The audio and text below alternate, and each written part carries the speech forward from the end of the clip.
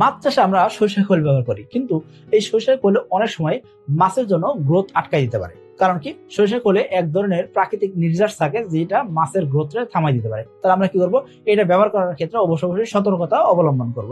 সতর্কতা হিসেবে কি করবো, আমরা 24 ঘন্টা যদি ভিজাই রাখি, ভিজাই রাখলে মোটামুটি ভাবে এই প্রাকৃতিক যে নির্যাসটা আছে সেটা বের হয়ে যায়। তখন আমরা কি করবো, আমরা সরিষার খৈলটা মাছরে খাওয়াইতে পারবো। কিন্তু 24 ঘন্টা ভিজাই না রেখে যদি সরিষার খৈলটা সরাসরি মাছরে খাওয়ানো হয়, এতে করে মাছের গ্রোথ থেমে যেতে পারে। তো আমরা এই কাজটা করবো না। আর 2 নম্বরে যে কাজটা আমরা করবো না, সেটা কি, সরিষার খৈল ব্যবহার করার ক্ষেত্রে অবশ্যই খেয়াল করতে হবে, আমরা কোনোভাবে 5 দিন 10 দিন ভিজাই রেখে সরিষার খৈল ব্যবহার করবো না।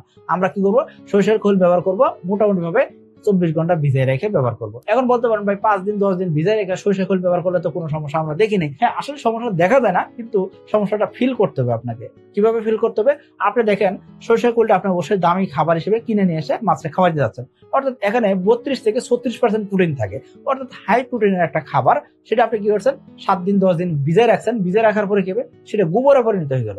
এটা কিন্তু মাছের আর খাবার থাকলো না। আপনি কি করতেছেন, কম্পোস্ট সার হিসেবে ভিজাই রেখে বা গুলাই রেখে দিয়ে আপনি কি করলেন, কম্পোস্ট সার হিসেবে পুকুরে ব্যবহার করলেন। তাহলে আপনি কি করলেন, কম্পোস্ট সারের ব্যবহারের সুবিধা পাচ্ছেন, অর্থাৎ প্রাকৃতিক খাবার তৈরির সুবিধা পাচ্ছেন। কিন্তু আপনি কি করছেন, এই সরিষা খৈলটা আপনি মাছের খাবার হিসেবে ব্যবহার করতে যাচ্ছেন। এখন খাবার হিসেবে ব্যবহার করলে কিন্তু মাছ এটা খাচ্ছে না। কারণ কি, এটা তো কম্পোস্ট সারে পরিণত হয়ে গেছে। অর্থাৎ এখন নাইট্রোজেন, নাইট্রেট, বিভিন্ন ধরনের গ্যাস তৈরি হয়েছে। এর পাশাপাশি পটাশিয়াম থেকে শুরু করে বিভিন্ন ধরনের গ্যাস তৈরি হয়েছে। এইসব জিনিস পুকুরে যাচ্ছে, এতে করে কি হবে, পুকুরের পরিবেশটা কিন্তু নষ্ট হচ্ছে। তো আপনি কি করতে পারতেন, আপনি 24 ঘন্টা ভিজাই রেখে যদি সরিষা খৈলটা খাওয়াইতেন, সেক্ষেত্রে মাছ খাবার হিসেবে খাইতো। অন্যদিকে কি হইতো, যে অংশটা বাড়তি থেকে গেল সেই অংশ থেকে প্রাকৃতিক খাবার তৈরি হইতো। তাহলে আপনি কি করতে পারতেন, আপনি কিন্তু প্রাকৃতিক খাবার তৈরি করার যে ডোজটা করতেন সেটা না করে 24 ঘন্টা ভিজাই রেখে যদি খাওয়ান, সেক্ষেত্রে মাছ সরাসরি খাবার হিসেবে খাইলে, অন্যদিকে প্রাকৃতিক খাবার তৈরি হতো। তাহলে আপনি কিন্তু একটা লোকসানের মুখ থেকে বেঁচে যেতেছেন।